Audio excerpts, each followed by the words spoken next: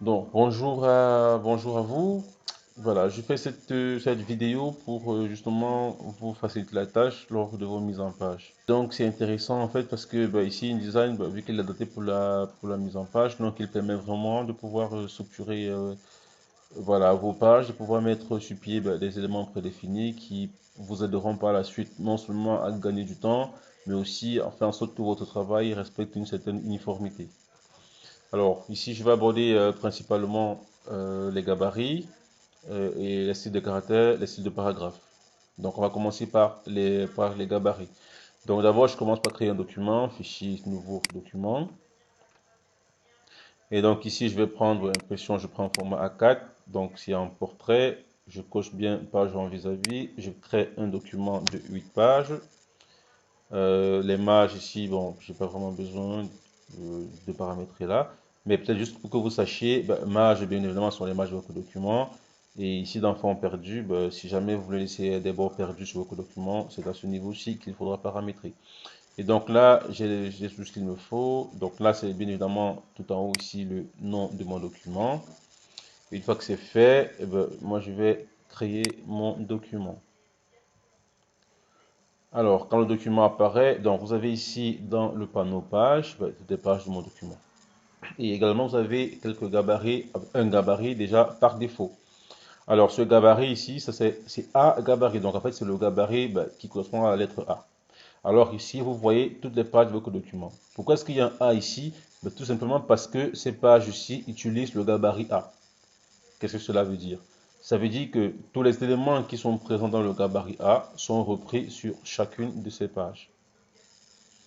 Et donc, vous pouvez créer plusieurs gabarits et les appliquer différemment sur vos pages. Alors, nous, ce qu'on va faire, on va d'abord commencer par modifier le gabarit A. Et donc, pour ce faire, je vais cliquer ici sur gabarit, donc je clique deux fois. Et donc là, j'ai cette page-ci. Alors, imaginons par exemple que je vais faire apparaître allez, des numéros de page sur tous mes documents. Alors ici, je vais d'abord tracer ma zone de texte. Donc là, je veux que mes pages apparaissent plus ou moins à ce niveau-ci. Je vais dans euh, texte, texte, voilà. Euh, Insérer un caractère spécial, marque, numéro de page active. Et donc là, par défaut, c'est A. Et donc, je sélectionne mon A et j'applique, je crée la mise en forme que j'aimerais appliquer à, voilà, à toutes mes pages, donc à mes numéros de page, pardon. Donc là, je vais prendre comme ça une police de la lato. Je vais ici la mettre peut-être en gras. Là, c'est vraiment pour que vous voyez le truc, hein. Et après, je peux augmenter voilà, la taille de la police. Et donc, je vais peut-être déplacer encore le truc un peu plus bas. Donc voilà. Ici, je suis donc en train de modifier le gabarit par défaut. Et donc là, en fait, j'ai paramétré un numéro de page actif uniquement sur la page de droite. Donc, si jamais vous avez allez, des documents et que vous voulez faire apparaître pardon, le numéro de page uniquement à droite, c'est juste comme ça. Maintenant, si vous voulez le faire apparaître à gauche et à droite, alors vous pouvez tout simplement dupliquer ceci. Donc là, je maintiens la touche Alt, donc Option, et là, je fais un glisser que je viens de déposer là. Et donc là, là, je suis toujours dans mon gabarit. Et comment je fais pour savoir que je suis dans mon gabarit? Parce que ici, c'est sélectionné. Maintenant, je vais revenir sur mes numéros, allez, sur mes pages. Et donc là, je double-clique, pardon, je double-clique, voilà. Donc, j'arrive sur ma première page et vous remarquez ici, il y a un. Alors, si je vais sur les pages en dessous, vous voyez, 2, 3, 4, 5, ainsi de suite. Et donc, pourquoi est-ce qu'il fait ça? Tout simplement parce qu'il exploite mon gabarit A. Et vu que sur mon gabarit A, j'ai créé le numéro de page, alors il applique ces mêmes informations-là sur toutes les pages utilisant le gabarit A. Et donc, comment faire pour savoir que c'est le gabarit A qui est utilisé? C'est tout simplement ici, en regardant, vous voyez la lettre correspondante au gabarit. Donc là, on est sur A gabarit. Et donc ce A-ci, c'est ça que vous voyez à ce niveau-ci. Alors, imaginez que vous voulez créer des documents avec, allez, des pages à une colonne et d'autres à deux colonnes. Ça peut arriver. Alors, pour ce faire, vous pouvez décider de créer des gabarits pour les deux colonnes et des gabarits pour une seule colonne. Donc, on va le faire. Donc, je repars dans, voilà, je suis toujours dans mon onglet page. Je vais sur le menu ici, je vais dans gabarit et je vais sur non pas chargé, nouveau gabarit. Voilà.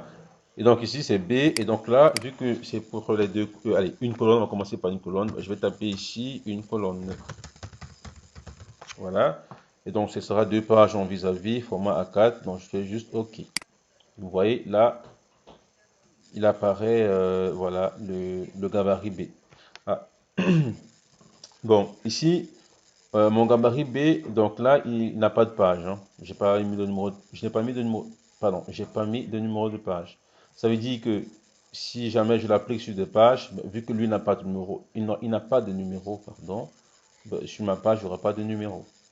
Alors, ce que j'ai oublié de vous montrer et que je vais peut-être le faire, c'est de pouvoir plutôt créer un gabarit se basant sur un autre gabarit. Donc, là, je vais supprimer ceci. On va recommencer, comme ça vous voyez. Donc là, je vais sur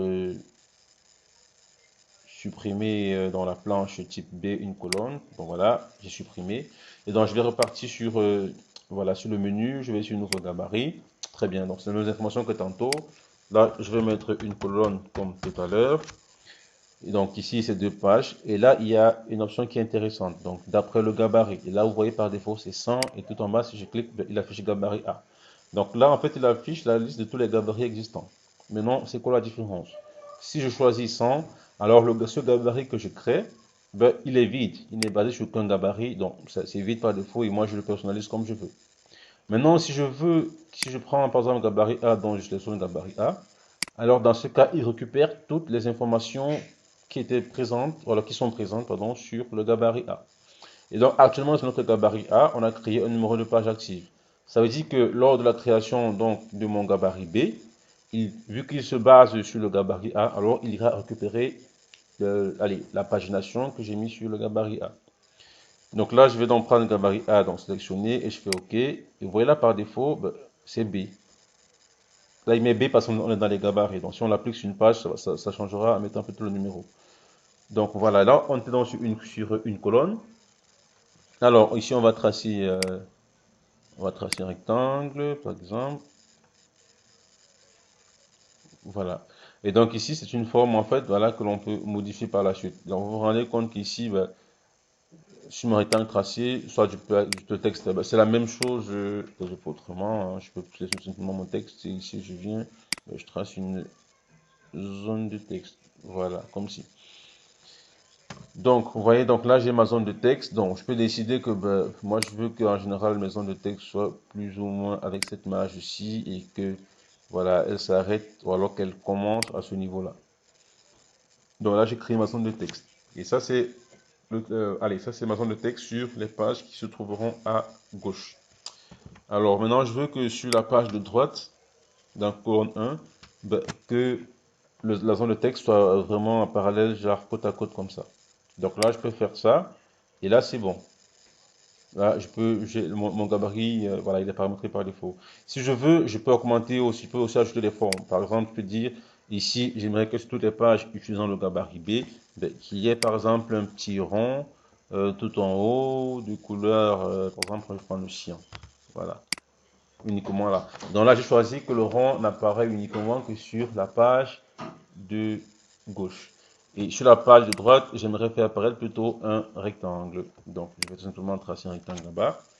Et je vais mettre la couleur qu'il faut. Et donc, voilà, j'ai un rectangle. Donc là, on est vraiment sur la gabarit une colonne. Une colonne, oui. Alors, maintenant, on va faire pareil pour deux colonnes. Donc, je vais aller toujours ici. Je vais aller encore sur un nouveau gabarit. Et ici, je veux qu'il se base sur le gabarit A. Si je prends le gabarit B, alors il reprendra tous les éléments que j'ai mentionnés dans mon gabarit B. Donc, les formes, les zones de texte et la pagination. Tandis que si je prends uniquement le A, ben, il prendra uniquement les pieds de page. Allez, il ne prendra que la pagination. Alors là, je fais donc ceci, ici. Donc là, je vais mettre deux colonnes. Voilà, et je fais OK. Donc, vous voyez là, il apparaît. Maintenant, ce que je vais donc faire, c'est que ben, je peux venir ici, je trace, voilà, on va dire que ça c'est ma première colonne, que je mets là. Je vais la dupliquer. Voilà, et là, c'est ma deuxième colonne. Ensuite, je veux que ce soit la même chose de l'autre côté. Alors, je vais tout simplement mettre là. Et vous pouvez décider aussi d'avoir deux colonnes ici et une colonne ici. Ça, c'est vraiment vous qui, voilà, qui voyez en fonction de vos besoins. Donc voilà par exemple le truc, bah, j'aimerais par exemple que voilà, ça paraît plutôt en dessous comme ça. Voilà, c'est bon. Donc ici je reviens sur mes pages. Donc là c'est ma page de garde, là c'est donc les deuxième et troisième pages. Et donc par défaut on se rend compte que sur allez, deuxième et troisième page, c'est le gabarit A qui est appliqué. Pourquoi? Parce qu'il y a la lettre A.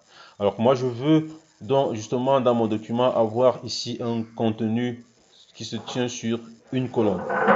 Alors là, je vais donc aller récupérer mon gabarit d'une colonne qui a été créée. Et donc là, je viens ici et je vais prendre tout simplement là, je clique, je maintiens et je viens glisser là. Vu que j'ai pris, allez, la page de gauche, je viens glisser sur la page de gauche ici. Donc là, je laisse. Et ici, pareil, je viens glisser sur la page de droite et je laisse. Alors vous remarquez que déjà les formes que j'ai tracées sur mon gabarit B apparaissent. Vu que mon gabarit B incluait la pagination prise dans le gabarit A, donc ça apparaît. Et voilà mes colonnes. Maintenant, il peut vous arriver de vouloir modifier allez, des informations, des éléments sur un gabarit. Mais par défaut, c'est verrouillé parce que ces éléments se trouvent dans le gabarit. Alors, si je veux les activer, c'est CTRL-SHIFT sur mon clavier. Donc, sur Mac, c'est POM-SHIFT. Et là, je clique. Vous voyez là, ça devient actif. Pareil, je clique ici, ça devient actif. Voilà. Et donc là, c'est maintenant la touche POM-SHIFT ou CTRL-SHIFT si on est sur Windows. Et donc là, vous voyez donc ici, je peux insérer dans mon texte. Voilà, je peux insérer mon texte et pareil là, je peux venir insérer mon texte. Donc, si là, maintenant je vais sur l'autre page en dessous, si je veux garder toujours allez, le gabarit B, je n'ai qu'à appliquer tout simplement la même chose. Maintenant, si je veux plutôt appliquer allez, des pages de 2 colonnes, alors je vais tout simplement aller dans mes gabarits et je regarde 2 colonnes. Donc, je clique là, je maintiens, je vais mettre là comme tout à l'heure. Je clique là, je maintiens, je vais mettre là comme tout à l'heure. Et donc vous voyez qu'en fait, pour chaque page, il vous montre en fait la lettre correspondant au gabarit qui est utilisé. Donc là, c'est le gabarit B qui est utilisé. Ici, c'est le gabarit C qui est utilisé. Et donc sur le gabarit C, je n'ai pas mis de forme particulière.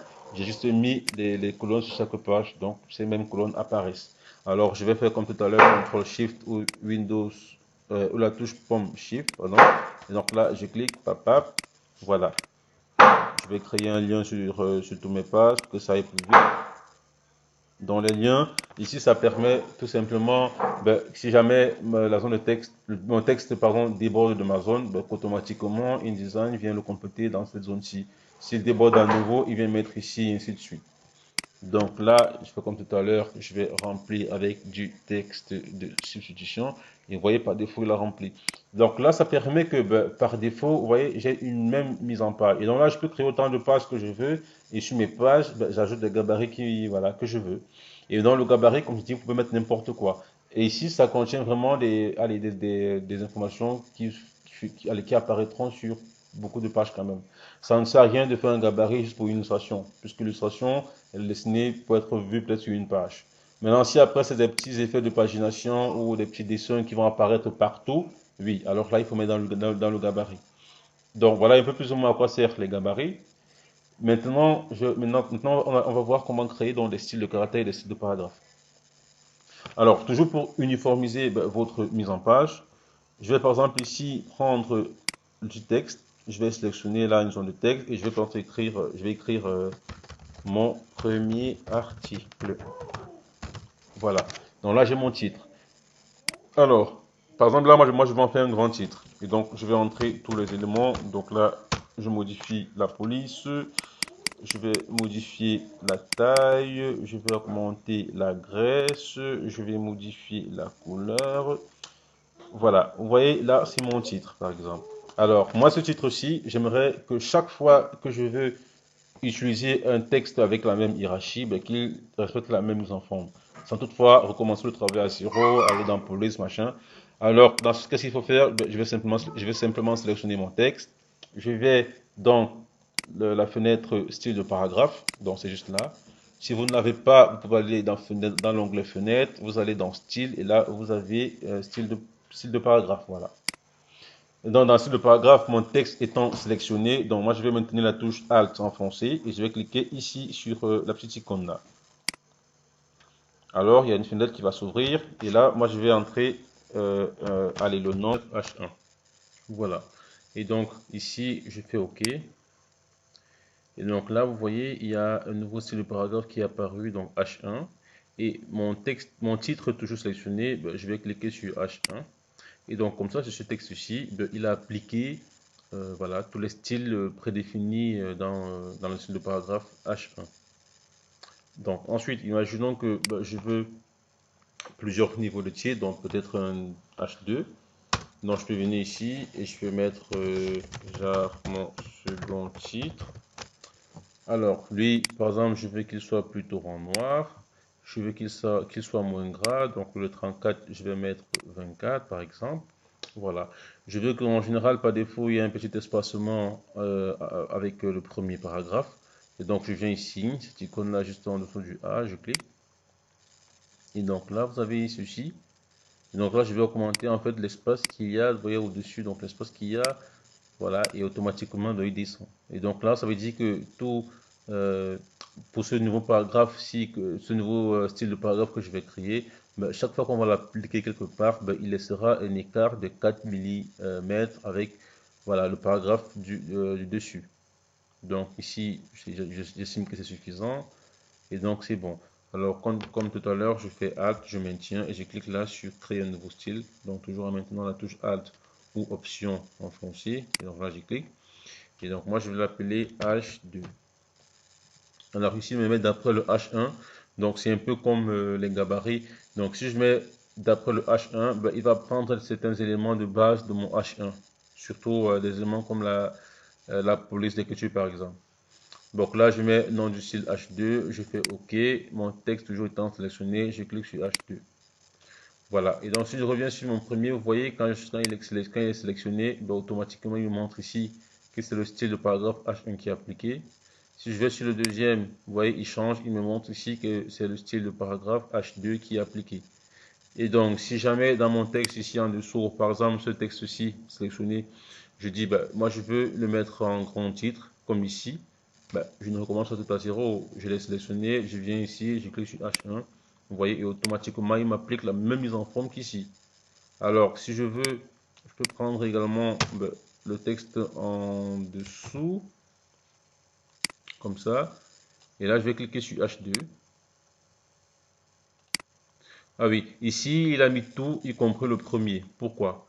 Parce que c'est un même paragraphe. Et donc, le style de paragraphe s'applique sur les paragraphes. Et donc, pour qu'il applique uniquement sur le premier, il faut passer à la ligne. Donc ici, je vais activer les pieds de mouche là, afficher les caractères masqués. Et donc, vous voyez, en fait, chaque paragraphe est séparé par ce P-ci. Vous voyez ce petit P là. Donc ici, ça montre que c'est un paragraphe. Donc si je viens ici, et voilà, là c'est notre paragraphe. Et en bas, c'est un autre. Donc moi, je vais prendre le premier. Donc comme tantôt, je vais appuyer H1. Je vais prendre le deuxième paragraphe. Je vais appuyer. Ah, et voilà, il est déjà sur voilà, H2 déjà. Donc vous voyez, là, je suis H2. Là, je suis sur H1. Maintenant, si je veux que le texte normal ait aussi une certaine mise en forme, je peux juste sélectionner une partie. Je dis, bon, celui-ci, allez, ce texte-ci, je veux qu'il soit en lato, par exemple. Je veux qu'il soit en times 12 ou 14, je vais exagérer, par exemple. Je veux qu'il y ait un écart. Vous voyez, là, il est, par exemple, très bon. Ça dépend de ce que vous voulez faire, mais voilà. Si je veux créer un espace, je vais tout simplement toucher ici, vous voyez. Et là, comme d'habitude, add, clique ici. Et donc là, je vais taper normal pour dire qu'ici, il s'agit du texte normal. Je fais OK. Le texte est toujours sélectionné. Je clique sur normal. Et donc là, vous voyez que par défaut, j'ai mon texte ici qui est en mode normal. J'ai mon titre ici H1 et ici H2. Vous voyez. Et donc là, si je reviens sur l'aperçu, voilà, mon texte, il est bien défini. Ça fait en sorte que peu importe où je suis dans le document, donc là, je vais aller sur notre page carrément. Ici, par exemple. Donc, je vais activer ici, alors, je vais taper W pour afficher les détails. Voilà, je vais un peu zoomer. Donc là, je vais par exemple faire aller à la ligne express pour que vous voyez. Donc voilà, là j'ai un paragraphe, donc je vais sélectionner. Et bien là, je dis, ben, toi tu m'appliques H1, mais effectivement c'était en grand, donc du coup ça prend beaucoup de place. Donc je prends le deuxième paragraphe, je veux que là tu m'appliques H2. Oui, et là, hop, voilà, j'ai la même mise en forme que voilà, à tout en haut. Et donc voilà, c'est vraiment une technique qui vous permet d'appliquer des mêmes mises en forme partout sur votre document. Maintenant, il peut arriver aussi que vous ayez envie de mettre en évidence certains éléments dans votre texte. Par exemple, ici, j'aimerais mettre ça en gras.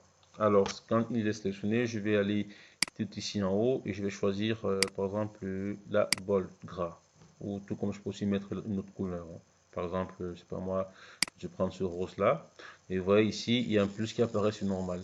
Donc il me dit en fait le style normal a été modifié. En fait, dans mon document, il y a plusieurs paragraphes ben, qui sont différents, qui ont une mise en forme différente, mais qui correspondent au même nom normal. Donc ça veut dire qu'il voit ce texte-ci ben, comme un texte justement normal et celui-ci que je l'ai modifié normal. Et donc là, ce que je fais, c'est quoi? C'est que ben, je peux décider ici de redéfinir le style. Ça veut dire que tout le texte que voici prendra la mise en forme que j'ai configurée ici sur ce texte-ci. Ou alors je peux tout simplement annuler, revenir, ah non, ouais. Donc, ou encore je peux donc revenir ici, ben, je maintiens là et je clique. Et le plus a disparu ben, et mon texte sélectionné, ben, il est redevenu normal. Alors moi ce que je vais faire, ben, c'est de mettre en évidence ce texte-ci. Alors ce que je fais, donc je le sélectionne, je vais ici mettre donc en gras, ici je vais mettre la couleur comme ça. Et donc là cette fois-ci je vais aller dans style de caractère.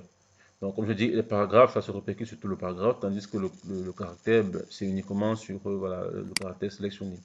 Donc je viens dans la suite des caractères, comme tout à l'heure je maintiens Alt ou option foncée, je clique.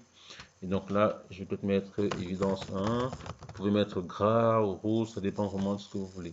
Donc là, je mets évidence, je fais OK. Donc là, je clique. Vous voyez, maintenant, si je reviens sur mon style de paragraphe, vous voyez, il n'y a plus de plus sur normal. Pourquoi? Parce que à ce niveau-ci, il dit c'est le style de paragraphe normal qui est appliqué, mais il est bleu et gras. Pourquoi? Parce que en même temps dessus, c'est le style de caractère évidence qui est appliqué. Et donc, ça permet que partout sur mon document, que ce soit même ici, je sélectionne, là, je clique sur évidence, automatiquement, il va prendre la même mise en forme. Si je vais sur une autre page, par exemple ici, je prends ça, je vais sur évidence, vous voyez, il me met en évidence. Maintenant, il y a notre souci, c'est que vous voyez ici, tout le texte là, il est sur le style de paragraphe standard. Donc en fait, ce texte n'appartient à aucun, on va dire, ça n'appartient à aucun style de paragraphe, parce que celui-ci, c'est le style de paragraphe par défaut. Alors, ce que je peux faire, c'est de sélectionner donc tout ce texte-là, et je viens appliquer normal. Et automatiquement, il aura la même mise en forme que, voilà, que les autres textes. Donc voilà un peu plus ou moins. Donc ici, je vais faire pareil. Je vais sélectionner tout ça. Je vais appliquer normal. Voilà. Et donc vous voyez que par défaut, voilà, j'ai donc voilà j'ai paramétré dans mon style de mes styles de paragraphe. Là, nous avons paramétré deux. J'ai paramétré ici mes styles de caractères. Voilà, et j'ai mon gabarit. Et donc si vous avez un document, peu importe le nombre de pages,